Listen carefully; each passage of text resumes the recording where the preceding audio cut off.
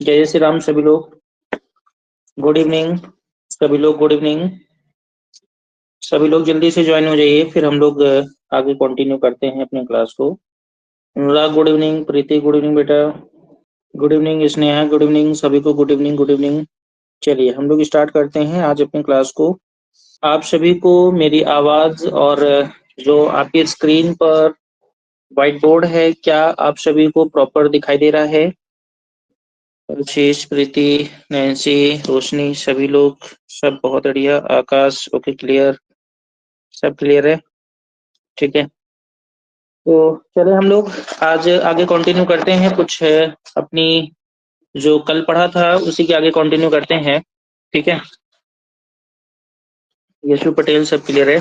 चलिए, कल की क्लास में हम लोगों ने, एक मिनट, कल की क्लास में हम लोगों ने पढ़ा था कि जो हेलोल्केन्स होते हैं उनको हम लोग क्लासिफिकेशन हम लोगों ने कल पढ़ा था, ठीक है। आई थिंक हम सही बोल रहे हैं, क्लासिफिकेशन ही हम लोगों ने पढ़ा था, ठीक है। कल हम लोगों ने सभी ने क्लासिफिकेशन पढ़ लिया था, यानी कि जो वर्गीकरण था वो हम लोगों ने कल कंटिन्यू पूरा का पूरा पढ़ लिया था, ठीक है। तो आज की डेट में हम लोग जो क्लासिफिकेशन पढ़ने के बाद जो हमारे पास हेलोल्केन्स होते हैं उनका आज हम लोग नॉमेनक्लेचर पढ़ने वाले हैं, ठीक है ना। क्लासिफिकेशन के बाद आज हम लोग पढ़ने वाले हैं नॉमेनक्लेचर, ठीक है। नॉमेनक्लेचर का मतलब आज हम लोग नामकरण पढ़ेंगे, नामकरण, ठीक है। और किसका नामकरण पढ़ेंगे हम लोग? और नामकरण पढ़ने वाले हैं हम लोग हेलो एल्केन्स का, ठीक है। किसका नामकरण पढ़ने वाले हैं? हेलो एल्केन्स का नामकरण पढ़ने वाले हैं, ठीक है। अगर किसी को कहीं पर दिक्कत हो तो तुरंत आप सभी लोग अपना हैंड रेज करेंगे, ठीक है। जिसको भी दिक्कत हो हैंड रेज करेंगे या कमेंट करेंगे, आप सभी के कमेंट हमें प्रॉपर दिखाई दे रहे हैं, ठीक है। नामकरण पढ़ना था। सबसे पहले देखो, नामकरण में हमारे पास नामकरण के नॉमेनक्लेचर के हमारे पास दो मेथड होते हैं। एक होता है हमारा common name. Common name, common name का मतलब होता है जैसे घर का नाम जो हो सकता है, और एक हमारा होता है IUPAC नेम, ठीक है। IUPAC नेम मतलब ये हम बोल सकते हैं ये डॉक्यूमेंटेड नेम होंगे, और यही IUPAC नेम सभी जगह पर फेमस रहेगा। कॉमन नेम क्या है? ये हमारा लोकल नेम है। कैसे पहचानेंगे जरा ध्यान से समझिएगा, ठीक है। ये भैया वॉइस किसको ओपन है?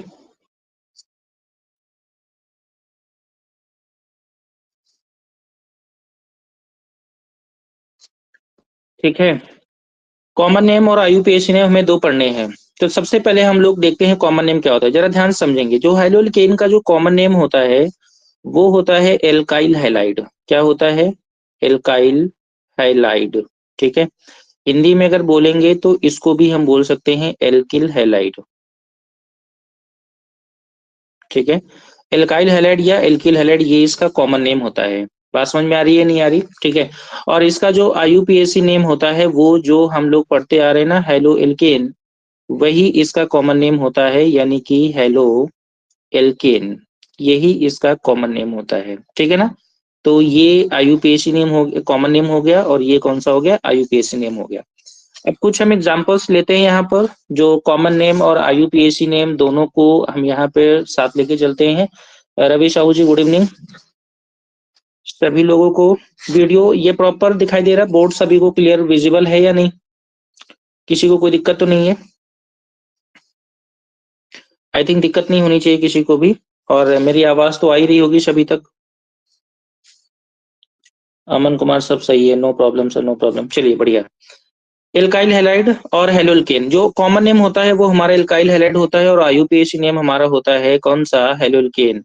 अब हम लोग कुछ यहाँ पर हम लोग फॉर्मूला लिख रहे हैं, ठीक है।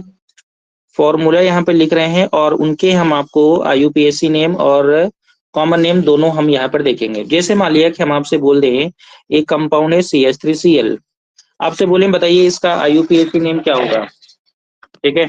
आपसे बोले इसका IUPAC नेम क्या होगा, तो आप इसमें क्या लिखेंगे? एक मिनट रुकिएगा थोड़ा सा।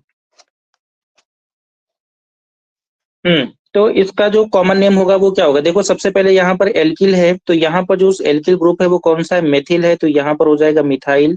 या मेथिल, और Cl है इसका मतलब हो जाएगा क्लोराइड। ठीक है, क्योंकि यहाँ पर सबसे पहले एल्किल वर्ड लिखा हुआ था, तो इसलिए सबसे पहले हम यहाँ पर मेथिल लेके आ रहे हैं, और फिर बाद में हैलाइड लिखा हुआ था तो बाद में क्लोरीन है तो यहाँ क्लोराइड लेके आ रहे हैं। और यहाँ पर देखो सबसे पहले IUPAC नेम के बाद यहाँ हेलो लिखा हुआ है। हेलो का मतलब क्या होता है? ठीक है, हेलो का मतलब क्या होता है? यहाँ पर हेलो में क्या हो? Chloro methane. ठीक है ना, क्या होगा यहाँ पर? क्लोरोमीथेन। क्या मेरी ये वीडियो दिखाई दे रहा है प्रॉपर? हमें लग रहा है कुछ नेटवर्क का इशू कुछ चल रहा है क्या?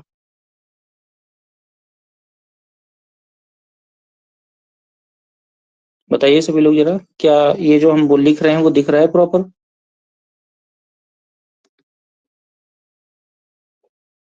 अच्छा, आज इधर मेरे इधर कुछ नेटवर्क का कुछ इशू चल रहा है आज, इस वजह से बार बार हमको पूछना पड़ रहा है। ठीक है, तो इतना क्लियर हो गया। CH3Cl में देख पा रहे होंगे, CH3 में देखो सबसे पहले यहाँ पर CH3 ग्रुप है तो इसका मतलब मिथाइल, और Cl है तो क्लोराइड, ये इनका कॉमन नेम हो जाएगा।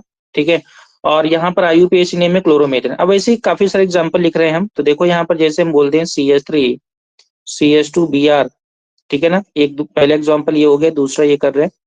तीसरा एग्जाम्पल हम आपसे बोल दें CH3 CH2 CH2Cl। ठीक है, और चौथा एग्जाम्पल, अच्छा एक काम करेंगे सभी लोग जो है अपने साथ में कॉपी पेन लेके बैठा करिए सभी लोग। ठीक है, तो जितने भी मैक्सिमम क्वेश्चन हो पाया करें आप लोग अपने मन से भी सॉल्व करने की कोशिश किया करिए।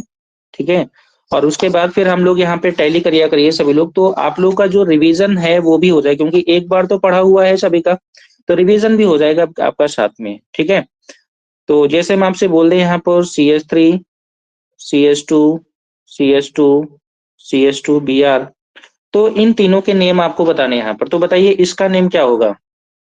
ठीक है, तो इसका नेम आप यहाँ पे क्या बताएंगे? देखिए, दो कार्बन है, दो कार्बन का मतलब हो जाएगा इथाइल, तो यहाँ पर हम लोग लिखेंगे इथाइल। ठीक है ना, और उसके बाद Br है, Br का मतलब हो जाएगा ब्रोमाइड।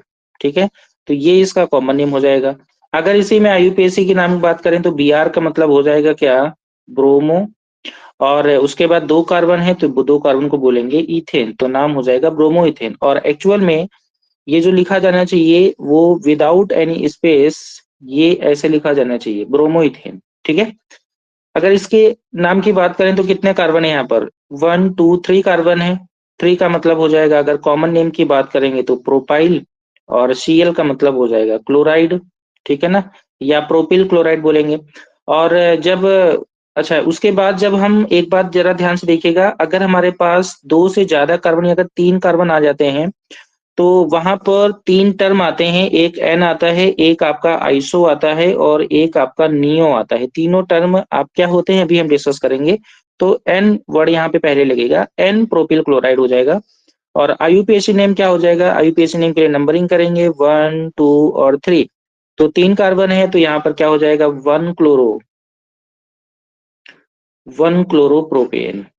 क्या हो जाएगा? 1 क्लोरो, देखो पहले नंबर पर क्लोरीन लगा है तो 1 क्लोरो, और 1 2 3 कार्बन है तो 3 कार्बन के लिए प्रोपेन हम यहाँ पे लिखेंगे 1 क्लोरोप्रोपेन।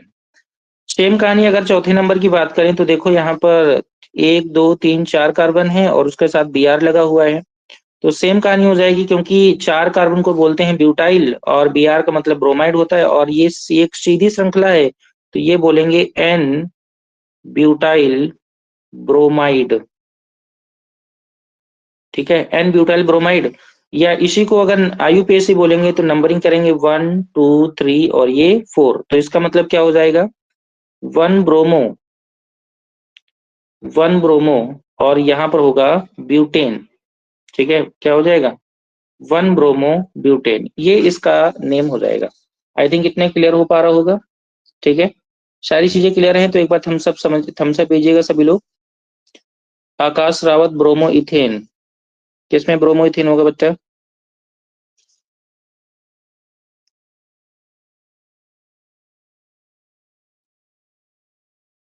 सेकंड में, हाँ बच्चा सेकंड में ब्रोमोइथेन होगा। ठीक है, IUPAC नेम ब्रोमोइथेन है, सही है, आप सही बोल रहे हैं। ठीक है, तो कुछ और एग्जांपल्स लिखते हैं। तो अब हम लोग पहले तो ये देख लेते हैं कि एन और आइसो और नियो क्या होते हैं, तीनों को देख लेते हैं। वैसे ये आपका 11th का पार्ट है, 11th में आपको जब नॉमेनक्लेचर आप पढ़ते हैं तो वहां पर आपको बताया जाता है कि एन टर्म कब लगता है और आइसो टर्म कब लगता है और नियो टर्म कब लगता है। जरा ध्यान से देखिएगा। अगर मान लेते हैं कि हमारे पास कार्बन की एक स्ट्रेट चेन, एक मिनट, अगर हमारे पास कार्बन की कोई एक स्ट्रेट चेन चल रही होती है तो यहाँ पर जब एक सीधी चेन होती है तो यहाँ पर एन के बाद उस कार्बन का नाम लिखते हैं काउंटिंग को, जैसे 1 2 3 4 है तो इसका मतलब यहाँ पर एन ब्यूटेन वर्ड आएगा, ठीक है ना। अगर सभी सिंगल बॉन्ड में है तो एन ब्यूटेन वर्ड आएगा। क्लियर हो गया। और आइसो का मतलब होता है अगर कार्बन की एक प्रॉपर मतलब चेन चल रही है और अगर कहीं पर जो लास्ट वाला कार्बन है उसके पहले कार्बन पर अगर कहीं ब्रांचिंग आ रही होती है, ब्रांच में खासकर अगर CH3 ग्रुप लग रहा होता है तो इसका मतलब ये होता है एन। एन का जो मतलब होता है बेटा आकाश, एन को बोलते हैं नॉर्मल, ठीक है ना। एन का मतलब क्या होता है? नॉर्मल।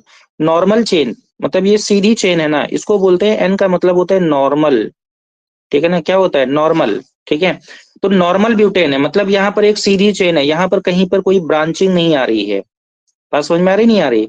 तो ब्रांचिंग नहीं आ रही है तो इसका मतलब नॉर्मल होता है। नॉर्मल को शॉर्ट में क्या लिखते हैं? एन लिख देते हैं, ठीक है ना। तो ये नॉर्मल एन ब्यूटेन हो जाता है। और आइसो का मतलब क्या होता है? आइसो में देखो अभी हमने आपको क्या बताया कि हमारे पास अगर कोई भी कार्बन की एक सीधी चेन है, ठीक है, और सीधी चेन में अगर एक जो है लास्ट वाले कार्बन से, ठीक है ना, इस चीज को ध्यान से देखिएगा हम क्या बोल रहे हैं कि सीधी चेन कहीं जा रही है, लास्ट वाले कार्बन से एक पहले कार्बन पर अगर CH3 ग्रुप लग रहा है कहीं पर तो इसका मतलब इसको हम आइसो नाम से लिखेंगे। और अगर सेम कंडीशन पर कार्बन की अगर कोई एक सीधी चेन जा रही है और लास्ट वाले कार्बन से अगर दो हमारे पास मेथिल ग्रुप लग रहे हैं तो इसमें हम लोग नियो वर्ड लगा देंगे। क्या लगाएंगे? नियो। और ये जो एन आइसो और नियो होते हैं ये तीनों ही आपके कॉमन नेम में लगाए जाते हैं। कॉमन नेम जब लिखते हैं तब इनका यूज करते हैं और इनको जब हम IUPAC नेम लिखते हैं तब इनका यूज हम नहीं करते हैं। IUPAC नेम का जनरल पैटर्न होता है। IUPAC नेम के जो रूल्स होते हैं उसमें सबसे पहला रूल क्या होता है? सबसे पहला रूल होता है find the longest carbon chain. Class में हमने आपको बताया होगा, ठीक है। Find the longest carbon chain, ठीक है ना, पहला रूल होता है। सेकंड रूल होता है identify, identify prefix, prefix and suffix, मतलब प्रेफिक्स और सफिक्स पहचानिए, ठीक है। और थर्ड कंडीशन पर इसको थोड़ा सा ऐसे ऐसे लिखिएगा। सबसे पहला रूल आप इसको ऐसे समझिएगा कि सबसे पहले में लॉन्गेस्ट चेन आपको आइडेंटिफाई करना है। सेकंड करना है कि क्या जो चेन लिखी हुई है चेन की नंबरिंग आपको करनी होती है, ठीक है, क्या करनी होती है? चेन की नंबरिंग। और थर्ड रूल हमारा क्या होता है कि हमें आइडेंटिफाई, आइडेंटिफाई प्रेफिक्स यानी कि जो अनुलग्न और सफिक्स यानी कि जो अनुलग्न और पूर्वलग्न जो होते हैं सफिक्स और प्रेफिक्स उनको पहचानना होता है। और चौथी नंबर कंडीशन पर आपको उस चेन का नेम लिख देना होता है। बस यही 4 रूल होते हैं IUPAC नेम को समझने के लिए। बात समझ में आ रही है? ठीक है। IUPAC के लिए बस यही 4 रूल होते हैं। पहले सबसे पहले आप लॉन्गेस्ट कार्बन चेन पहचानिए और उसके बाद चेन में जो कार्बन होते हैं उनकी नंबरिंग करिए। केवल कार्बन की नंबरिंग की जाती है, यहाँ पर नंबरिंग करिए। नंबरिंग करने के बाद आपको यहाँ पर प्रेफिक्स और सफिक्स पहचानिए और उसके बाद उसका नेम लिख दीजिए। बस IUPAC नेम आपका तैयार हो जाता है। और ये जो आइसो और नियो वर्ड आते हैं ये हमेशा कहाँ पे लगाए जाते हैं? कॉमन नेम में लगाए जाते हैं। ये IUPAC नेम में इनको नहीं लगाया जाता है। क्या इतना आप सभी को क्लियर हो गया? ठीक है ना। तो ये सारी की सारी बातें आपको क्लास 11th में बेसिक्स में बताई जाती हैं, जो कि यहाँ पर आपको जब 11th आपको हमने पढ़ाया था तो हमने आपसे यही बोला था कि इसको मतलब सारे रूल्स को अच्छे से पढ़ लीजिएगा, क्योंकि 12th में केवल और केवल आपको थोड़ा सा जल्दी के फॉर्म में वहां पर आपको केवल सारे नाम बता दिए जाएंगे और बहुत ज्यादा डिटेल नहीं बताई जाएगी, ठीक है ना। लेकिन यहाँ पर हमने आपको थोड़ा सा डिटेल में चीजों को बता दिया है कि यहाँ पर नेम लिखा कैसे जाता है आखिर IUPAC नेम। तो I think IUPAC name clear हो रहे होंगे सभी को, ठीक है। कुछ और IUPAC नेम हम लिखते हैं यहाँ पर, तो देखो जरा आप IUPAC नेम पहचानिए। जैसे हमने लिखा है यहाँ पर CH3, जैसे IUPAC नेम में हमने लिखा CH3 CH और यहाँ लिखा Br और इधर हमने लिखा CH2 और इधर हमने लिख दिया CH3। अगर आपसे बोले इसका नेम क्या होगा, ठीक है ना, तो सभी लोग अपनी कॉपी में इस नेम को लिखिएगा। बेटा प्रेफिक्स का मतलब होता है, जैसे नाम से ही क्लियर है ना, देखो प्रेफिक्स, प्रेफिक्स और सफिक्स, ठीक है। प्रेफिक्स और सफिक्स का मतलब होता है कि कुछ वर्ड ऐसे होते हैं जो नाम, कोई भी पेरेंट कार्बन चेन होता है उसके नाम के पहले लिखा जाता है और बाद में लिखे जाते हैं, ठीक है ना। इनको हम प्रेफिक्स और सफिक्स के नाम से जानते हैं, ठीक है। प्रेफिक्स और सफिक्स के नाम से जानते हैं, नाम के पहले लिखा जाता है और नाम के बाद में, और ये हो यहाँ पर बीच में होता है पेरेंट कार्बन चेन होती है, पेरेंट कार्बन चेन होती है, ठीक है ना।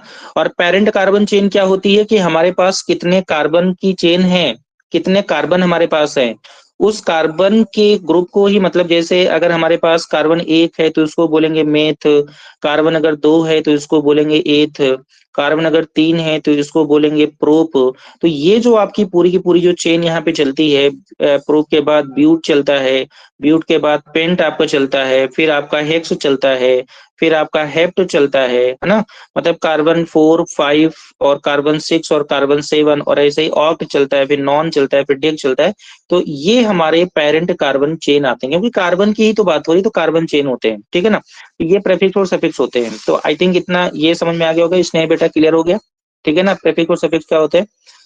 तो इसका नेम बताइए आप लोग, इसका नेम क्या होगा जो आपकी स्क्रीन पे यहाँ पे लिखा हुआ है, इसका नेम आप लोग बताइए, ठीक है। तो ये आपका हो गया 4th नंबर हो गया, ठीक है, रवि साहू 2 मेथिल ब्यूटेन, ठीक है। अभी देखते हैं 5th नंबर में, देखिएगा 5th नंबर में कुछ और एग्जांपल लिखते हैं यहाँ पर, जैसे हमने लिखा है यहाँ पर CH3, CH, CH3 और इधर CH2 और इधर Br, अगर हमें लिखते हैं यहाँ पर, ठीक है। और 6 नंबर, नंबर के साथ आप लोग आंसर दीजिएगा, जैसे हमने लिखा CH3, C, CH3, Br और ये इधर लिखा CH3, ठीक है। और एक और लिख देते हैं यहाँ पर, एक और लिखते हैं, लास्ट क्वेश्चन और लिखते हैं, जैसे हमने लिखा है यहाँ पर CH3, CH, CH3, CH2, CH2, Cl, ठीक है। तो ये 4 क्वेश्चन आपके पास हैं, 4 नंबर, 5 नंबर, 6 नंबर और 7 नंबर। तो इन चारों क्वेश्चन के आप लोग आंसर दीजिए, सभी लोग फटाफट देख लेते हैं कितने लोग के आंसर आ पाते हैं यहाँ पर। सभी लोग आंसर दीजिए यहाँ पर,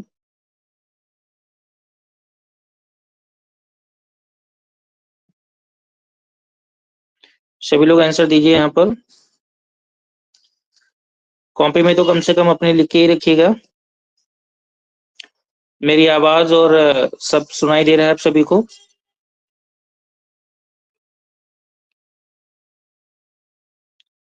सारी चीजें क्लियर हैं?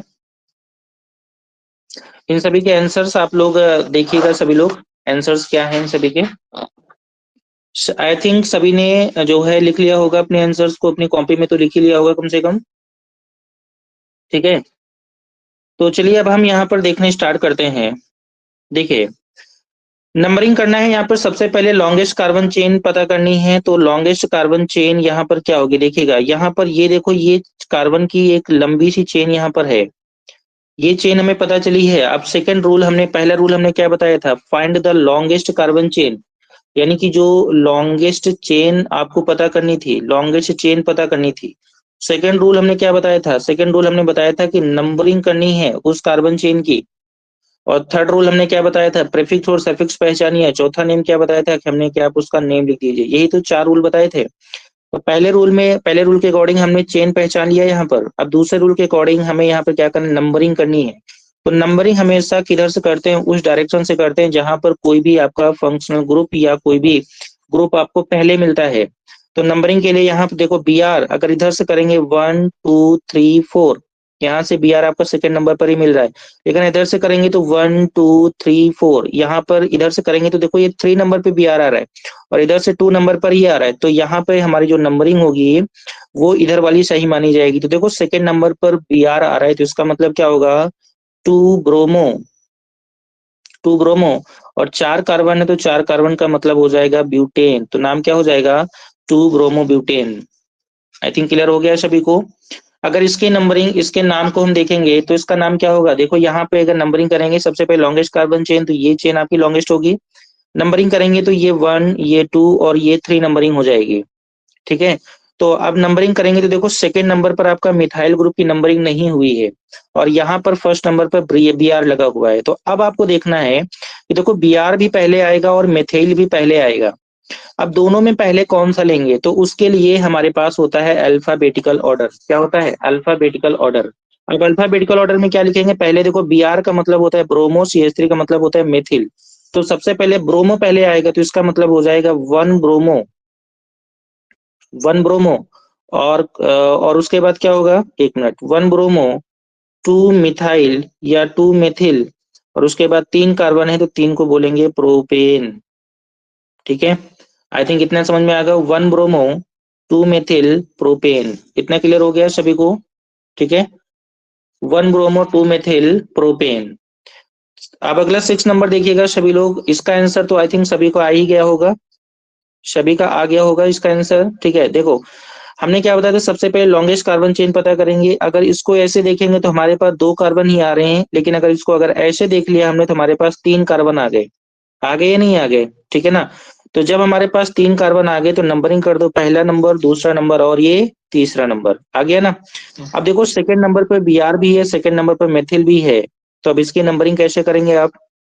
तो इसके लिए आपको लिखने के लिए वही सेम प्रोसीजर जो भी हमने यहाँ पर फॉलो किया हुआ था। तो मतलब क्या हो जाएगा, 2 ब्रोमो, 2 मिथाइल, 2 मिथाइल, और उसके बाद क्या होगा, प्रोपेन। ठीक है ना, आई थिंक इतने क्लियर होगा। 2 ब्रोमो 2 मेथिल प्रोपेन, ये इसका नंबर नाम हो जाएगा। समझ में आ गया सभी को? 2 ब्रोमो 2 मेथिल प्रोपेन। रोशनी वर्मा सही है, रवि साहू भी सही है, रितिका भी सही है। ठीक है ना, 2 ब्रोमो 2 मेथिल प्रोपेन। क्लियर हो गया? अब ये लास्ट वाले की नंबर, आप लोग सभी लास्ट वाले का आंसर भी एक बार बताइएगा जरा, इसको हम कैसे लिखेंगे, इसका आंसर क्या होगा? 2 ब्रोमो 2 मेथिल प्रोपेन, इसका तो आंसर आ गया। इसका नंबर बताइए, 7 वाले का आंसर क्या होगा, बता सकते हैं आप लोग? देखिए इसमें भी वही रूल, सबसे पहले लॉन्गेस्ट कार्बन चेन पहचानिए, तो लॉन्गेस्ट कार्बन चेन हमारी ये हो जाएगी, और लॉन्गेस्ट कार्बन चेन हमारी ये भी हो सकती है, यानी कि चेन नंबर 1 चेन नंबर 2 दोनों ही सही है, कोई दिक्कत वाली बात नहीं। और उसके बाद नंबरिंग करना है, तो नंबरिंग के लिए 1 नंबर, 2 नंबर, 3 नंबर और ये 4 नंबर, नंबर हो गए यहाँ पर। तो देखो ये 1 नंबर पर क्लोरीन वर्ड आ रहा है और थर्ड नंबर पर मेथिल वर्ड आ रहा है, आ रहा ही नहीं है? क्लोरीन का मतलब C से स्टार्ट होगा, मेथिल हमारा M से स्टार्ट होगा, तो अल्फाबेटिकल के अकॉर्डिंग क्लोरीन पहले आएगा, तो ये हो जाएगा 1 क्लोरो, हो जाएगा। उसके बाद हो जाएगा 3 मिथिल, 1 क्लोरो 3 मेथिल, और यहाँ पे कितने कार्बन है? 4 कार्बन है, 4 कार्बन का मतलब हो जाएगा ब्यूटेन। तमन्ना गुप्ता बेटा सही है, और रवि साहू भी सही है, यशु पटेल, ठीक है ना, ये आप सभी का आंसर सही है, 1 chloro 3 methyl butane. I think सभी को समझ में आ रहा है, सभी को क्लियर हो गया? हाँ सर। सभी को क्लियर हो गया? ठीक है,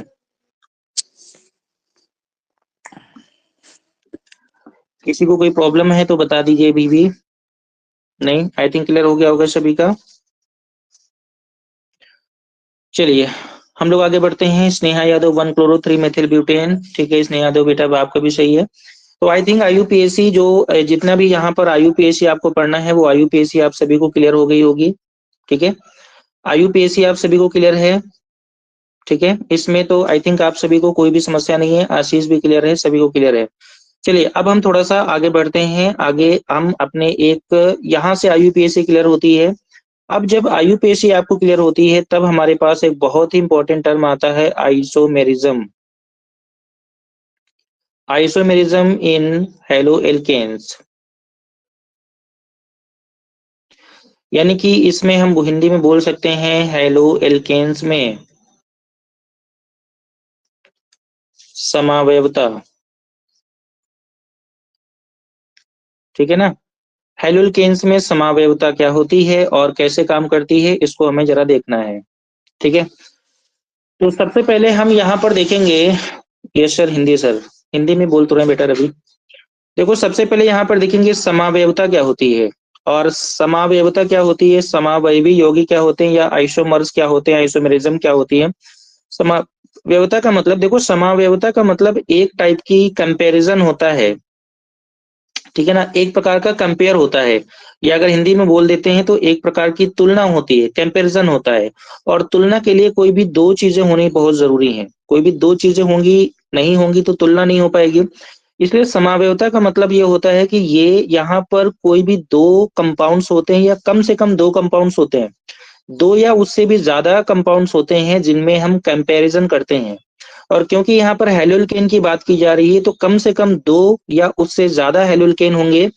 लेकिन हेलोल्केन कैसे होंगे, इनमें आपको ध्यान देनी है कि उनमें जो मॉलिक्यूलर फॉर्मूला होगा, मॉलिक्यूलर फॉर्मूला मॉलिक्यूलर फॉर्मूला होगा वो आपका सेम होगा।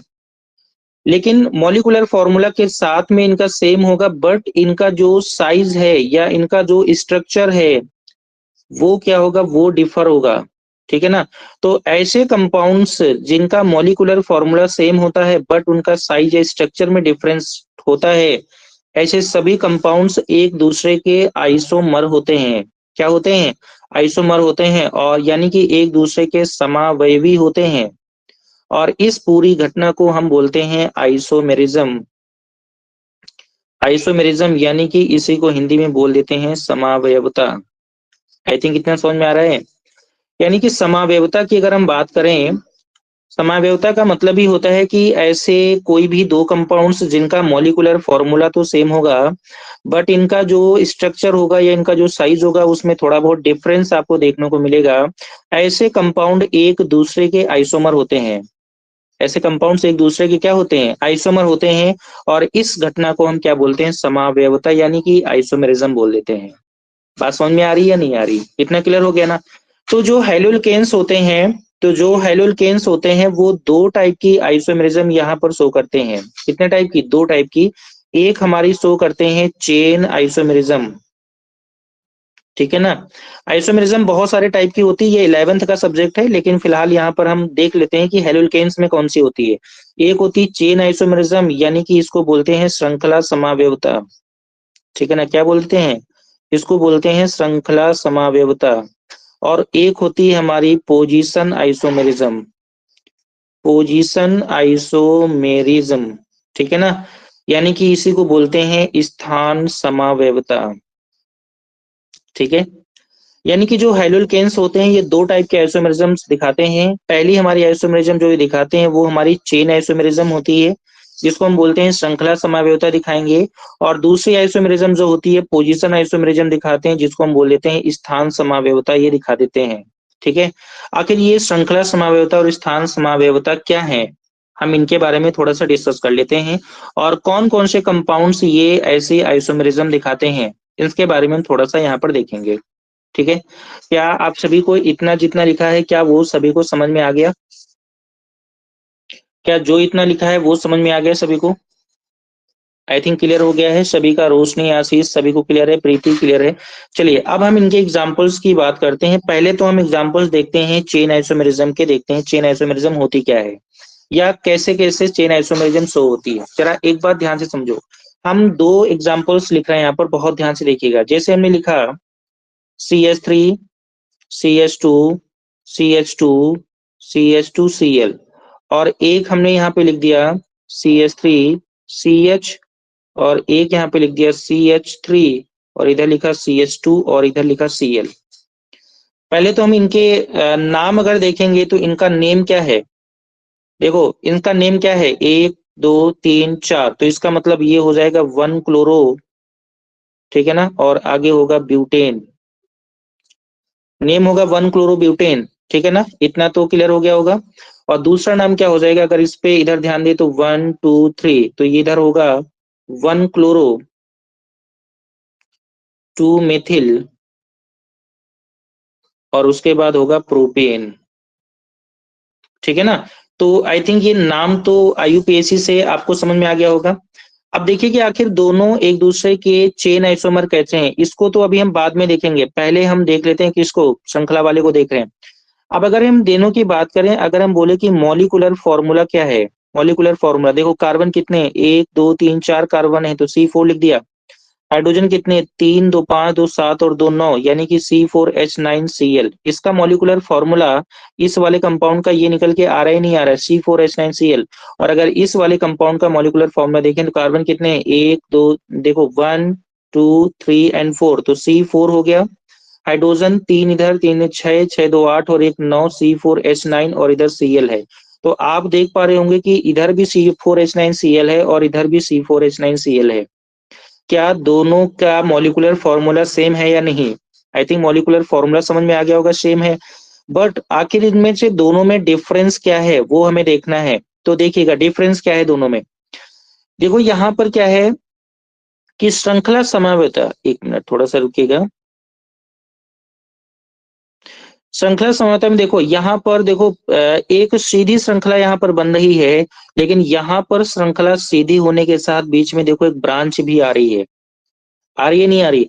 यानी कि यहाँ पर एक सीधी श्रृंखला है लेकिन यहाँ पर ब्रांच बन रही है। और लेकिन दोनों ही सिचुएशन पर क्लोरीन देखो पहले नंबर पर ही लगा हुआ है। इसका मतलब क्लोरीन की पोजीशन तो सेम है, बट यहाँ पर ब्रांच बन रही है और यहाँ पर ब्रांच नहीं बन रही है। इसका मतलब यहाँ पर श्रृंखला में इन दोनों की चेन में थोड़ा सा चेंज यहाँ पे देखने को मिल रहा है। इसका मतलब यहाँ पर जो आइसोमेरिज्म है वो कौन सी आइसोमेरिज्म है? चेन आइसोमेरिज्म है। क्या आपको इतनी बात समझ में आ रही है या नहीं आ रही? चेन आइसोमेरिज्म क्लियर हो गई सभी को? समझ में आया या नहीं? समझ में आया तो थम्स अप करें, या अगर कहीं भी कोई भी प्रॉब्लम है तो वो बताइए आप लोग। ठीक है, सब क्लियर है। चलिए अब हम बात करते हैं यहाँ पर पोजीशन आइसोमेरिज्म की बात करते हैं, यानी कि बी नंबर देख लेते हैं। पोजीशन आइसोमेरिज्म क्या होती है? Position isomerism, position isomerism. देखिए पोजीशन आइसोमेरिज्म का मतलब हम आपको एग्जांपल से देके बताते हैं। जैसे मान लेते हैं कि हमने एक एग्जांपल यहाँ पे लिखा CH3 CS2 CS2Cl, और एक एग्जांपल हमने यहाँ पे लिखा CH3 CHCl और इधर लिखा CH3। अगर इन दोनों के नाम लिखेंगे तो इसका नाम हो जाएगा 1 2 3, तो ये नाम हो जाएगा 1 क्लोरो प्रोपेन। और इसका अगर नाम लिखेंगे तो इसका नाम हो जाएगा देखो 1 2 3, तो ये हो जाएगा 2 क्लोरो प्रोपेन। ठीक है ना? तो अगर इन दोनों के जरा देखिएगा, अगर इनके मॉलिक्यूलर मॉलिक्यूलर फॉर्मूले की बात करेंगे तो मॉलिक्यूलर फॉर्मूला तो दोनों का क्या है? कार्बन कितने? 1 2 3 कार्बन है, तो C3H7Cl मॉलिक्यूलर फॉर्मूला इधर भी आ रहा है। और इधर की भी बात करेंगे तो 1 2 3 3 कार्बन है, 3 3 6 और एक 7 है और Cl, तो मॉलिक्यूलर फॉर्मूला तो दोनों का सेम ही आ रहा है। लेकिन अगर इसमें देखेंगे तो Cl पहले नंबर पर है, लेकिन यहाँ पर Cl कौन से नंबर पर है? सेकंड नंबर पर है। तो देखिए क्लोरीन की पोजीशन यहाँ पर चेंज हो रही है। इसका मतलब इसीलिए यहाँ पर कौन सी आइसोमेरिज्म है? पोजीशन आइसोमेरिज्म है। कौन सी आइसोमेरिज्म है? पोजीशन आइसोमेरिज्म है। क्या आपको समझ में आ गया? पोजीशन आइसोमेरिज्म में जो आपका फंक्शनल ग्रुप लगा होता है, यानी कि जो ग्रुप लगा है उसकी पोजीशन चेंज होगी तो पोजीशन आइसोमेरिज्म होगी। और अगर कार्बन की चेन में कोई डिफरेंस आपको दिखाई देगा तो यहाँ पर चेन आइसोमेरिज्म होगी। समझ में आ रही मेरी बात? ठीक है ना? तो ये दो टाइप के आइसोमेरिज्म शो होती है यहाँ पर, किसमें? हेलोल्केन में दो टाइप के आइसोमेरिज्म यहाँ पर आपके सामने शो होती हैं। आई थिंक ये दोनों आइसोमेरिज्म आपको समझ में आ गई होंगी। ठीक है, अगर इतनी बातें अगर आपकी क्लियर हैं तो आप सभी लोग हमें कमेंट करके बताइए। ठीक है, कोई दिक्कत हो तो बताइए भी आप लोग।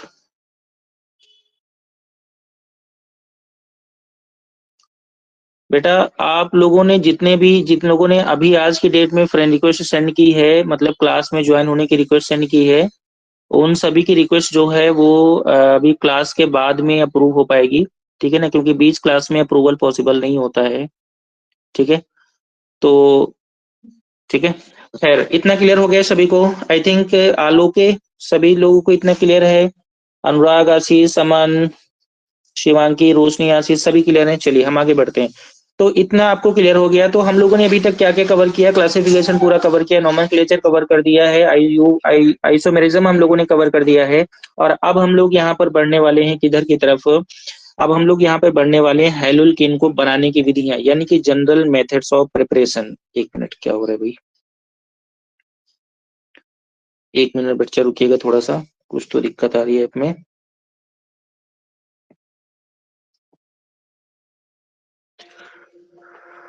थोड़ा सा वेट करिए आप लोग।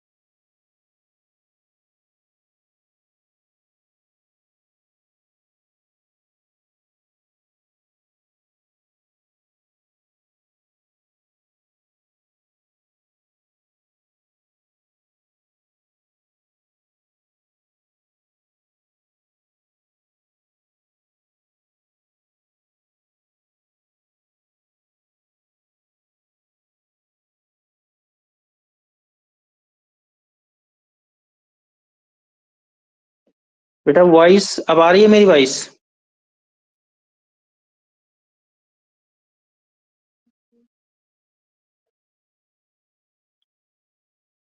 ठीक है, वो कुछ बेटा ऐप में कुछ इशू आ गया था। ठीक है, तो अब आप लोग ये बताइएगा कि जो हम लोगों ने अभी तक ये जो लिखा हुआ था, ये वाला जो लिखा हुआ है, ये समझ में आ गया ना सभी को? ये जो हम लोगों ने लिखा हुआ है ये क्लियर है ना यहाँ पर? जो पहले लिखा हुआ है कि वो जो लिखा हुआ है वो सब क्लियर हो गया? Yes sir, yes sir. Sir general method से बताइए। बेटा ये सारे के सारे जो स्नेहा यादव बेटा जो जितने भी हैं वो सब जनरल मेथड ही हैं।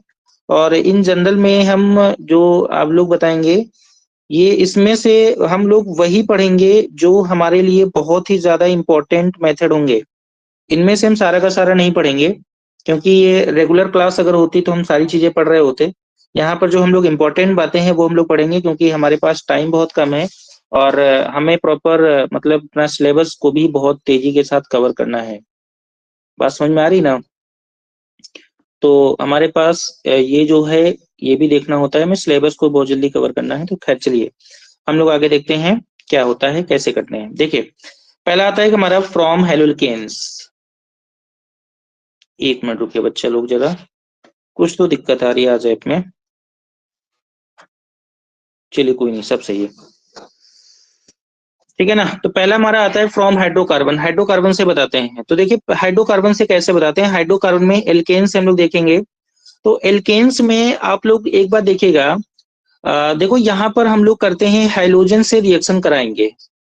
हाइड्रोजन से रिएक्शन कराएंगे। और हाइड्रोजन से रिएक्शन कराएंगे किसकी? हाइड्रोजन से रिएक्शन कराएंगे एल्केन की। ठीक है। अब हाइड्रोजन कितने होते हैं? हाइड्रोजन आपने पढ़े हैं 4। कौन से? एक आपने पढ़ा है क्लोरीन, एक आपने पढ़ा है ब्रोमीन, और एक आपने पढ़ा है आयोडीन, और एक आपने पढ़ा है फ्लोरीन। तो ये 4 आपने हाइड्रोजन पढ़े हैं। तो इन चारों हाइड्रोजनों से हम लोग यहाँ पर हाइड्रोजन बनाएंगे। कैसे बनाते हैं जरा ध्यान से देखिएगा। सबसे पहले हम यहाँ पर जो क्लोरीन और ब्रोमीन होते हैं, इनकी रिएक्शन करा करके हम हाइड्रोजन बनाते हैं। जरा ध्यान से देखो, जब हमारे पास मेथेन है, मेथेन की रिएक्शन सपोज हमने क्लोरीन से कराई, और क्लोरीन से रिएक्शन कराई सनलाइट की प्रेजेंस में। किसकी प्रेजेंस में? सनलाइट, यानी कि इसको बोलते हैं सूर्य का प्रकाश। सूर्य के प्रकाश में अगर रिएक्शन कराते हैं तो देखो होता क्या है यहाँ पर। अगर हम CH4 को ऐसे लिख दें CH3 सिंगल बॉन्ड H, और इस Cl2 को हम लोग लिख दें यहाँ पर, हाँ सूर्य के प्रकाश या प्रकाश की उपस्थिति में ही बेटा, और इस Cl2 को अगर लिख दिए single Cl single bond Cl, तो जरा देखिए यहाँ पे क्या होगा। H और Cl यहाँ से आपका बाहर हो जाएगा। तो H और Cl बाहर होगा तो यहाँ पर आपका बन जाएगा HCl, और ये CH3 और Cl यहाँ पर आपका बन के आ जाएगा। तो ये देखो CH3Cl बन गया। क्या ये CH3Cl इसको हम लोग क्लोरोमेथेन नहीं बोल देते हैं? क्या इसको हम लोग क्लोरोमेथेन बोलते हैं? तो क्या एक प्रकार का हेलोल्केन है या नहीं? तो ये एक हेलोल्केन बन गया। लेकिन ये जो हेलोल्केन बना, ये आपका ये रिएक्शन कब तक होती रहेगी? जब तक यहाँ पे सारे के सारे हाइड्रोजन नहीं हटेंगे। तो सारे के सारे हाइड्रोजन में जरा एक बार फिर से लिखते हैं CH3Cl, और इस बार इसकी रिएक्शन, एक मिनट रुकेगा, और जो CH3Cl लिया इसकी रिएक्शन अगर हम फिर Cl2 से कराएंगे, और फिर अगर ये रिएक्शन सनलाइट, क्योंकि सूर्य का प्रकाश तो है ही, प्रकाश में कराएंगे, तो यहाँ से एक हाइड्रोजन निकलेगा और यहाँ से एक Cl निकलेगा। तो फिर से यहाँ से Cl निकल जाएगा, और यहाँ पर कितने हाइड्रोजन बचे थे? 2 हाइड्रोजन बचे थे। तो यहाँ पर हो जाएगा CH2, और एक क्लोरीन और आ गया था तो यहाँ हो जाएगा Cl2। तो CH2Cl2 हो जाएगा। तो अभी CH2Cl2 जरा देखो, अभी यहाँ पर 2 हाइड्रोजन और बचे हैं। तो ये रिएक्शन तब तक होती रहेगी जब तक सारे के सारे हाइड्रोजन यहाँ से हट नहीं जाएंगे। तो इसका मतलब यहाँ से क्या होगा, अभी रिएक्शन फिर से होगी, और इसकी रिएक्शन फिर से क्लोरीन से कराएंगे, और ये रिएक्शन होगी सनलाइट की प्रेजेंस में रिएक्शन होगी। तो क्या बनेगा, यहाँ से एक हाइड्रोजन और यहाँ से एक क्लोरीन बाहर होगा, तो फिर एक HCl बाहर होगा, और यहाँ पर क्या बचेगा, CHCl3 बन जाएगा यहाँ पर। और अभी भी एक हाइड्रोजन बचा हुआ है, तो एक हाइड्रोजन से लेकर के फिर क्लोरीन रिएक्ट करेगा, और ये क्लोरीन रिएक्ट करेगा सनलाइट की प्रेजेंस में रिएक्ट करेगा। तो यहाँ पर क्या बनेगा, अभी ये हाइड्रोजन हटेगा तो CCl4 प्लस में HCl बचेगा, बचेगा यहाँ पर। और अभी आप देख पा रहे होंगे यहाँ पर कि कोई भी, आप देख पा रहे होंगे कि यहाँ पर कोई भी हाइड्रोजन नहीं बचा हुआ है। तो जब यहाँ कोई हाइड्रोजन नहीं बचा हुआ है तो इसका मतलब अब आगे ये रिएक्शन नहीं होगी, और रिएक्शन यहीं पर स्टॉप हो जाएगी। हो जाएगी नहीं हो जाएगी? तो अगर इनके नेम अगर हम देखने की कोशिश करेंगे तो इसका नेम क्या होगा? इसका नेम हो जाएगा, क्योंकि यहाँ पे 2 क्लोरीन है तो इसको बोलेंगे डाइक्लोरोमीथेन। क्या बोलेंगे? डाइक्लोरोमीथेन। यहाँ पर 3 क्लोरीन है तो इसको बोलेंगे ट्राइक्लोरोमीथेन। इसको क्या बोलेंगे? ट्राइक्लोरोमीथेन। और यहाँ पर आगे देखो 4 क्लोरीन है तो इसको बोलेंगे टेट्राक्लोरोमीथेन। ठीक है ना? क्या आपको इतनी बात क्लियर हो पा रही है, नहीं हो पा रही है? ठीक है। रोशनी दिख नहीं रहा सर, क्या ऐसी इशू सभी के पास, सभी को आ रहा है? दिख नहीं रहा है? क्या सभी के सामने ऐसा इशू आ रहा है कि प्रॉपर दिखाई नहीं दे रहा है?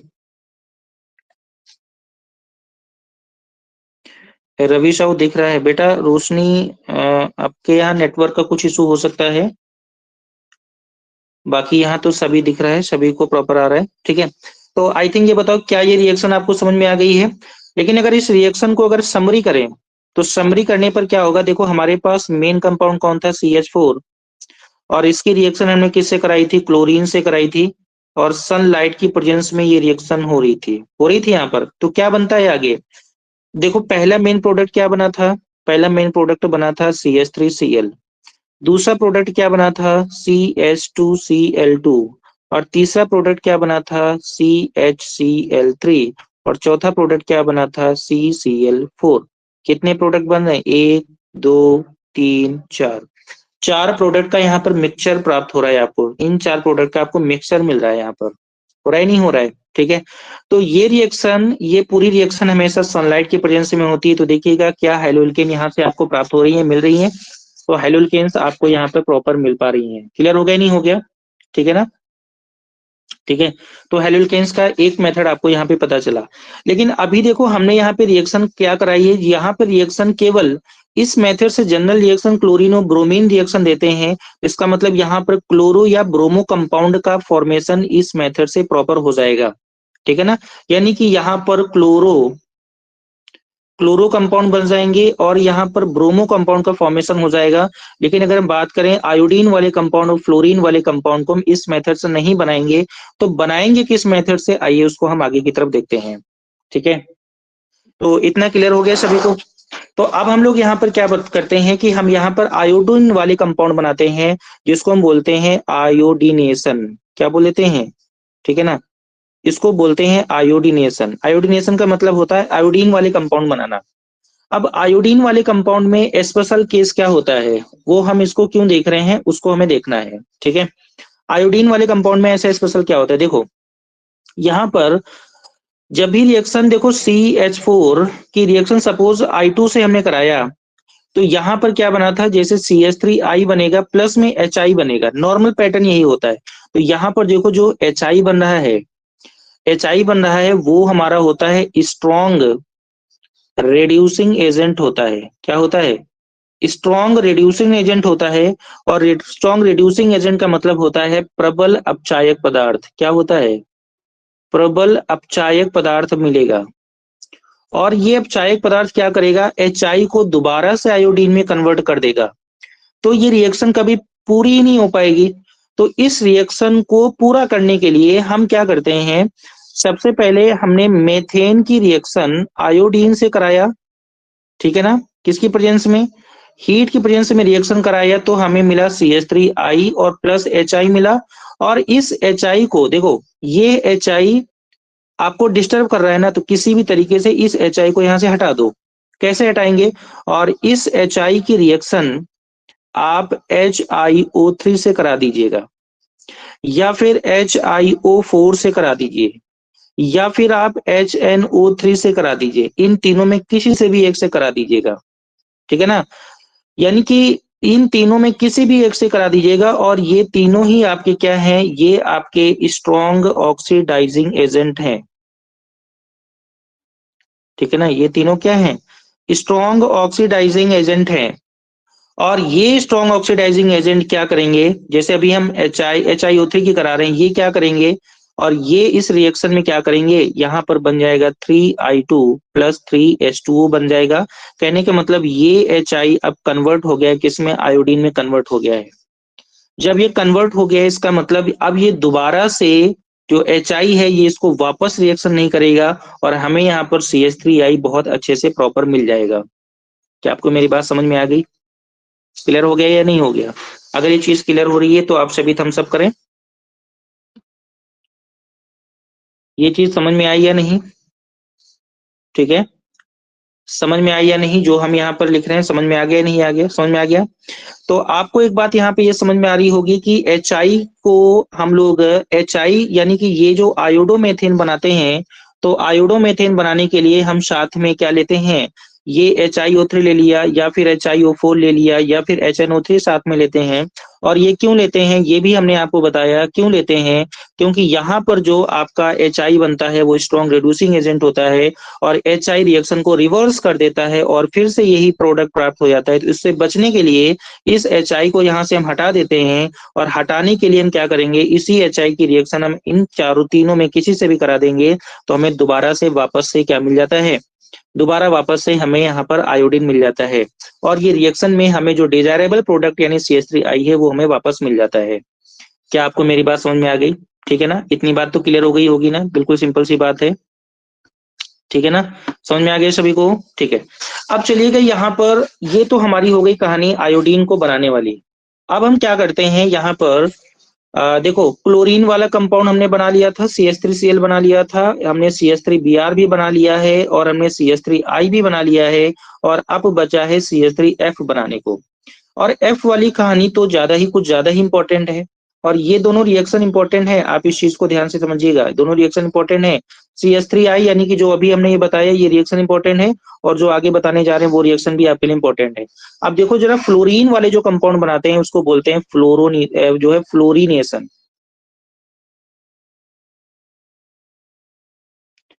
फ्लोरीन वाले जो कंपाउंड बनाते हैं उनको क्या बोलते हैं, फ्लोरीनेशन। फ्लोरीनेशन क्या होता है, देखिए ये जो आपका CH3F नाम का जो कंपाउंड बनता है ना वो बहुत ही ज्यादा एक विस्फोटक होता है। क्या होता है, विस्फोटक होता है, यानी कि बड़ा एक्सप्लोजिव होता है। एक्सप्लोजिव होता है यानी कि तुरंत बहुत तेजी से ब्लास्ट होगा। तो इससे बचने के लिए हम लोग अभी तक देखो क्या कर रहे थे, अभी तक क्या कर रहे थे, डायरेक्ट हमने क्लोरीन की रिएक्शन करा दिया या डायरेक्ट ब्रोमीन की रिएक्शन करा दिया या डायरेक्ट आयोडीन की रिएक्शन करा दिया। तो अब यहाँ पर डायरेक्ट रिएक्शन नहीं करा सकते हैं फ्लोरीन की, यानी कि ये आपकी रिएक्शन नहीं हो सकती। यहाँ पर ये रिएक्शन करा देंगे तो तुरंत आपका यहाँ पर एक्सप्लोजन हो जाएगा, तुरंत ब्लास्ट हो जाएगा, तो हम ये रिएक्शन नहीं करा सकते। ये हम डायरेक्ट यूज नहीं करते हैं, तो इसको हम यूज करते हैं इनडायरेक्ट तरीके से। ठीक है ना, इनडायरेक्ट तरीके से यूज करेंगे। इनडायरेक्ट कैसे यूज करेंगे, जरा ध्यान से समझो। हमने सपोज मान लिया कि यहाँ पे लिख दिया CH3CH2, ठीक है ना, Cl।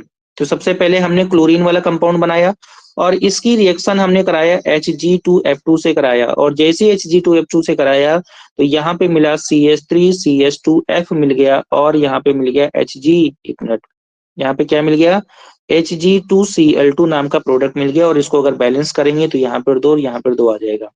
यानी कि Hg2F2 से रिएक्शन कराया, लेकिन हमने किससे कराया, हमने पहले ही क्लोरोएल्केन लिया था तो उसके बाद Hg2F2 से रिएक्शन कराया।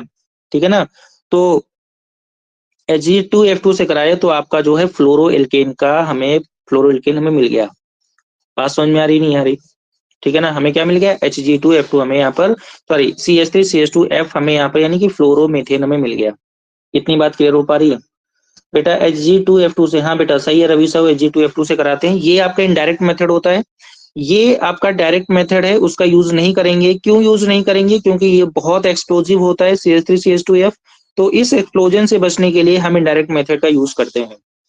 अब यहाँ पर अगर हम चारों रिएक्शन को अगर हम समरी करें, अगर हम समराइज करें तो समराइज करने में एक बात ध्यान दीजिएगा, यहाँ पर क्वेश्चन बहुत ज्यादा, एक क्वेश्चन पूछा जाता है कि जो हैलोल्केन का फॉर्मेशन होता है वो कौन सी मैकेनिज्म से होता है। तो ये यहाँ पर पहली बात ये समझो, फ्री रेडिकल मैकेनिज्म होती है। कौन सी मैकेनिज्म, फ्री रेडिकल मैकेनिज्म होती है। ठीक है ना, पहली एक इंपॉर्टेंट पॉइंट आपको यहाँ पे मिला है कि जो आपका ये जो एल्केन से रिएक्शन होती है वो कौन सी मैकेनिज्म से होता है, तो ये फ्री रेडिकल मैकेनिज्म से रिएक्शन होती है। बात समझ में आ रही है? और दूसरा क्वेश्चन यहाँ पर बहुत कॉमन सा पूछा जाता है, क्या दूसरा क्वेश्चन यहाँ पर बहुत ज्यादा पूछा जाता है क्या, कि ये जो आपकी जो रिएक्शन हो रही है इसमें जो फ्लोरीन, क्लोरीन, ब्रोमीन और आयोडीन है, फ्लोरीन, क्लोरीन, ब्रोमीन और आयोडीन है, इनकी रिएक्टिविटी का ऑर्डर क्या होता है? तो सबसे ज्यादा रिएक्टिव होता है फ्लोरीन, फिर होता है क्लोरीन, फिर होता है ब्रोमीन और फिर लास्ट में होता है आयोडीन। ठीक है, फ्लोरीन तो एक्सप्लोजिव बना रहा था, क्लोरीन और ब्रोमीन नॉर्मल बन रहे थे और यहाँ पर रिवर्सिबल रिएक्शन हो रही थी। अभी आप लोगों ने देखा ना, तो यहाँ पे फ्लोरीन एक्सप्लोजिव कंटेंट बना रहा था, ठीक है ना, और Cl2Br2 नॉर्मल रिएक्शन हो रही थी और I2 हमारा क्या होता है, ये हमारा रिवर्सिबल रिएक्शन यहाँ पर बन रही थी। तो ये आपकी रिएक्टिविटी को ऑर्डर होता है। बात समझ में आ रही नहीं आ रही? क्लियर हो गया? ठीक है, तो ये रिएक्शन, ये दो पॉइंट आपको ध्यान देने हैं कि यहाँ पर ये रिएक्शन किस तरीके से हो रही है। तो फ्री रेडिकल मैकेनिज्म हो रही है, ठीक है ना, फ्री रेडिकल मैकेनिज्म वाली रिएक्शन होती है और इनकी रिएक्टिविटी का ऑर्डर होता है फ्लोरीन, क्लोरीन, ब्रोमीन और आयोडीन। इतनी बात समझ में आई या नहीं? ठीक है, आई थिंक इतना आप सभी को क्लियर हो गया होगा, बहुत अच्छे से समझ में आ रहा होगा इतना। ठीक है, किसी को कोई दिक्कत हो तो बताइए। अब जब हमारे पास देखो ये हमारे एल्केन्स से हमने बेंथर बना लिया, तो देखो एल्केन्स वाला मामला हमारा क्लियर हो गया। अब हम आते हैं एल्कीन्स से कैसे बनाते हैं। किससे बनाएंगे? एल्कीन से। ये हमारा सेकंड है, तो इसको हम लगे हाथ देख लेते हैं कि अब हम लोग देखेंगे कि हेलोल्केन को प्रिपेयर कर रहे हैं, यानी कि जो हेलोल्केन को प्रिपेयर कर रहे हैं, लेकिन इस बार प्रिपेयर करने का मेथड हमारे पास क्या है? From alkenes. एल्कीन्स क्या होते हैं? एल्कीन्स का मतलब ऐसे हाइड्रोकार्बन जिनमें दो कार्बन के बीच में अगर डबल बॉन्ड लगा होता है उनको बोलते हैं एल्कीन। समझ पा रहे हैं? एल्कीन क्या होते हैं? एल्कीन का मतलब ऐसे हाइड्रोकार्बन जिनमें दो कार्बन के बीच में क्या लगा होता है बेटा? Hg2F2 क्या होता है बेटा? Hg2F2 यहाँ पे रिएक्शन होती है अनुराग, रिएक्शन होती है यहाँ पर Hg2F2 की, और फ्लोरोएल्कोन को बनाने के लिए इसका इनडायरेक्ट मेथड में मरकरी का फ्लोराइड लेते हैं। ठीक है ना, ये मरकरी का एक फ्लोराइड है जो रिएक्शन कर रहा है, यहाँ पर इनडायरेक्ट वे में इसका यूज करते हैं। ठीक है, तो एल्कीन क्या होता है? एल्कीन का मतलब होता है ऐसे कंपाउंड्स या ऐसे हाइड्रोकार्बन जिनमें दो कार्बन के बीच में क्या होता है? डबली बॉन्ड लगा होता है, उनको बोलते हैं एल्कीन्स बोलते हैं। अब एल्कीन्स की रिएक्शन कैसे कराते हैं जरा ध्यान से समझिएगा। हमारे पास मान लेते हैं कोई भी एक एल्कीन है, ठीक है, और इसकी रिएक्शन, एल्कीन की रिएक्शन हम कराते हैं हैलोजन एसिड से। किससे कराते हैं? Halogen acid. अब ये हैलोजन एसिड क्या होता है वो देखो जरा। हैलोजन एसिड क्या होता है? और यहाँ पर सबसे बड़ी बात, यहाँ पर रिएक्शन होती है एडिशन रिएक्शन। ठीक है ना, दिख रहा है ना प्रॉपर? यहाँ पे जो रिएक्शन होती है वो कौन सी होती है? एडिशन रिएक्शन होती है। और हैलोजन एसिड, हैलोजन एसिड को हम लिखते हैं HX। क्या लिखते हैं? HX। HX का मतलब, अब इसमें से अगर कंपाउंड देखें तो यहाँ पर आएगा HCl, अगर हम यहाँ पे देखें तो बनेगा HBr, और यहाँ पर लिखेंगे HI। ठीक है ना, हाइड्रोजन क्लोराइड, हाइड्रोजन ब्रोमाइड और हाइड्रोजन आयोडाइड, ये होती है रिएक्शन, ये तीन कंपाउंड होते हैं। तो यहाँ पर अगर आपसे पूछा जाए कि एल्कीन्स से जब हेलो एल्कीन बनाते हैं तो रिएक्शन किस कैटेगरी में आती है, तो आपको आंसर देना होगा कि एडिशन रिएक्शन होती है। कौन सी रिएक्शन? एडिशन रिएक्शन होती है। और क्या होता है? एल्कीन्स हेलोजन एसिड से रिएक्शन करके हेलोजन मतलब क्या बनाते हैं? हेलो एल्कीन बनाते हैं। यानी कि अगर हम बोले तो यहाँ पर एल्कीन्स की रिएक्शन हेलोजन एसिड से होती है और यहाँ पर हेलो एल्केन्स का फॉर्मेशन होता है। क्या होता है? हेलो एल्केन्स का फॉर्मेशन होता है। और ये रिएक्शन जो होती है वो एडिशन रिएक्शन होती है। कौन सी रिएक्शन होती है? एडिशन रिएक्शन होती है। आई थिंक इतना क्लियर हो गया होगा। अब चलिए हम कुछ एग्जांपल्स देखते हैं, जरा देखो। जैसे मान लिया कि हमने कंपाउंड लिखा है यहाँ पर CH2 डबल बॉन्ड CH2, इसकी रिएक्शन सपोज हमने करा दिया किसके साथ? हमने रिएक्शन करा दिया यहाँ पर HBr के साथ। क्या होगी रिएक्शन? देखो, देखिए एक H एक कार्बन से आएगा और एक Br दूसरे कार्बन से लग जाएगा, तो इसमें हमारी रिएक्शन हो जाएगी CH3 CH2 Br। यानी कि यहाँ दो कार्बन के साथ एक कार्बन के साथ दो हाइड्रोजन थे तो अब तीन हो गए, और यहाँ CH2 के साथ Br लग गया तो ये आपका प्रोडक्ट हो जाएगा। क्लियर हो गया ना? ऐसी सेम रिएक्शन हम यहाँ पे देखेंगे CH2 डबल बॉन्ड CH2, और इसकी रिएक्शन अगर हम HI से कराएंगे तो क्या बनेगा? देखो, हाइड्रोजन इस कार्बन से लगेगा तो यहाँ पर CH3 हो जाएगा, और CH2 के साथ I लगेगा तो यहाँ पर हो जाएगा CH2I। बन जाएगा ना? तो इसका मतलब इसका नाम हो जाएगा, इसको बोलेंगे ब्रोमो इथेन। क्या बोलेंगे? Bromo ethane. और इसको क्या बोलेंगे? इसको बोलेंगे आयोडो इथेन। क्या बोलेंगे इसको? आयोडो इथेन का फॉर्मेशन हो जाएगा। क्लियर हो गया नहीं हो गया? ठीक है ना? ये तो बहुत आसान सी बात ही ऐड करने की, मतलब किसी भी एक कार्बन से आप हाइड्रोजन को ऐड कर दिए, किसी एक कार्बन से ब्रोमीन। अच्छा, अगर आपके दिमाग में कहीं ये तो नहीं आ रहा है कि जैसे हमने लिखा CH2 डबल बॉन्ड CH2 और हम आपसे बोल रहे हैं HBr ऐड करना है, हमने बोला कि एक हाइड्रोजन इससे ऐड करिए, एक ब्रोमीन इससे ऐड करिए, तो कहीं आपके दिमाग में ये तो नहीं आ रहा है कि CH2 डबल बॉन्ड CH2 की रिएक्शन अगर हम HBr से कराएं तो इस बार हाइड्रोजन हम इससे ऐड करें, ब्रोमीन इससे ऐड करें। अगर आपके दिमाग में अगर ये बात आ रही है तो भी प्रोडक्ट तो वही बनेगा ना। तो देखो कैसे, अगर सपोज इसका प्रोडक्ट ही देख लेते हैं, देखो ब्रोमीन अगर इसके साथ ऐड होगा तो यहाँ पर CH2Br बनेगा, और इसके साथ क्लोरीन ऐड होगा, मतलब हाइड्रोजन ऐड होगा तो यही बनेगा ना, CH3CH2Br। बना ही नहीं बना, वही तो यहाँ पे बन रहा था।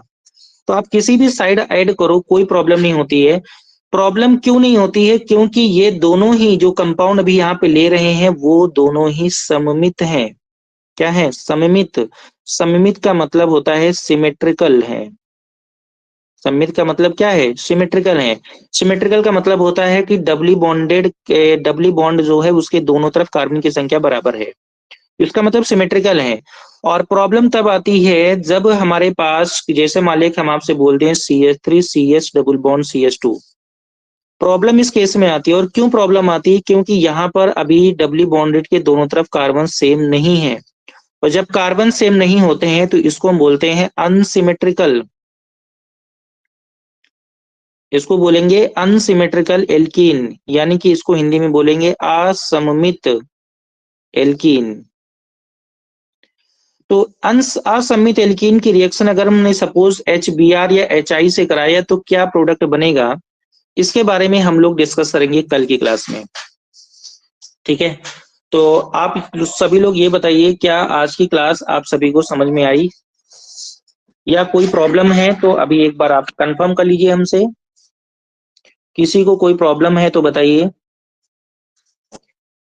ठीक है, यानी कि इसकी रिएक्शन को हम कल कवर करेंगे, और कल हम थोड़ा सा स्पीड में चलेंगे। आज तो काफी धीरे से चीजें, बहुत आसान तरीके से बहुत धीरे धीरे हमने पढ़ाया। क्या आप सभी को चीजें समझ में आई?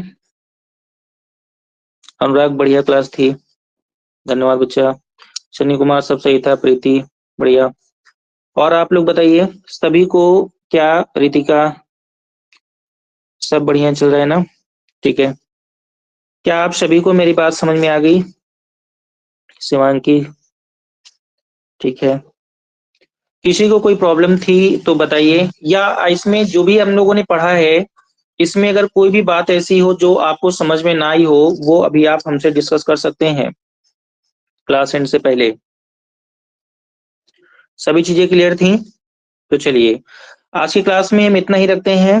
ठीक है, और अगली क्लास में कल मिलते हैं। और सभी लोग एक बात ध्यान दीजिएगा, ये क्लास को ज्यादा से ज्यादा बच्चों तक रेफर करें आप सभी लोग। ठीक है ना, बहुत ज्यादा लोगों तक इसको पहुंचाएं जो आपके सहपाठी पढ़ रहे हैं इंटर में, इस बार जिनका पेपर है, वो यूपी बोर्ड हो, CBSE बोर्ड हो और ICSE बोर्ड कोई भी हो, तो आप उन सभी को रेफर कर सकते हैं। और आप सभी लोग हमारे व्हाट्सएप चैनल से जुड़िएगा, व्हाट्सएप चैनल से सभी लोग जुड़ जाइए। और हमारे जो यूट्यूब चैनल है, ठीक है, यूट्यूब चैनल है, यूट्यूब चैनल से आप जुड़ेगा। यूट्यूब चैनल में @केमिस्ट्री लर्निंग्स आप डालेंगे, केमिस्ट्री लर्निंग्स आप लिखेंगे तो आप हमारे प्लेटफॉर्म पे वहां पर पहुंच जाएंगे। केमिस्ट्री लर्निंग्स लिखेंगे, S लगाइएगा। वहां पर कुछ ऐसे गोल गोल संरचना के अंदर ऐसे बेंजीन रिंग लगी होगी, ऐसे ऐसे कुछ बना होगा उसमें, और ऊपर जय श्री राम वगैरह और भी कुछ लिखा होगा। ठीक है, ये आपका फोटो है, ठीक है ना, ऐसा कुछ होता है। तो ठीक है, ये ऐसा लोगो लगा हुआ है उसमें। तो आप वहां पे चैनल को जो है आप सब्सक्राइब कर लीजिए सभी लोग। तो वहां पे जो वीडियोस होते हैं, अच्छा यहाँ पे जो वीडियोस हमारे रिकॉर्ड हो रहे हैं, ये वीडियोस यहाँ से कुछ समय के बाद डिलीट होकर के, ये कुछ वीडियोस यूट्यूब पे पहुंचेंगे, कुछ नहीं भी पहुंचेंगे, सारे के सारे नहीं पहुंचेंगे। इसलिए कोशिश ये करना है कि आपको डेली लाइव क्लास ही लेनी है। ठीक है, सारे के सारे वीडियोस वहां पे नहीं डाले जाएंगे, तो कुछ वीडियोस वहां पे डालेंगे, कुछ नहीं भी डालेंगे। तो सभी को आज, सभी को सब कुछ क्लियर हो गया? ठीक है, एक बार थम्स अप करिए सभी लोग। Nancy Pal, yes sir, yes yes yes, धन्यवाद धन्यवाद धन्यवाद सभी लोगों को। ठीक है, चलिए आज की क्लास को हम इतने रखते हैं, मिलते हैं अगली क्लास में। ठीक है ना, गुड नाइट एंड जय श्री राम।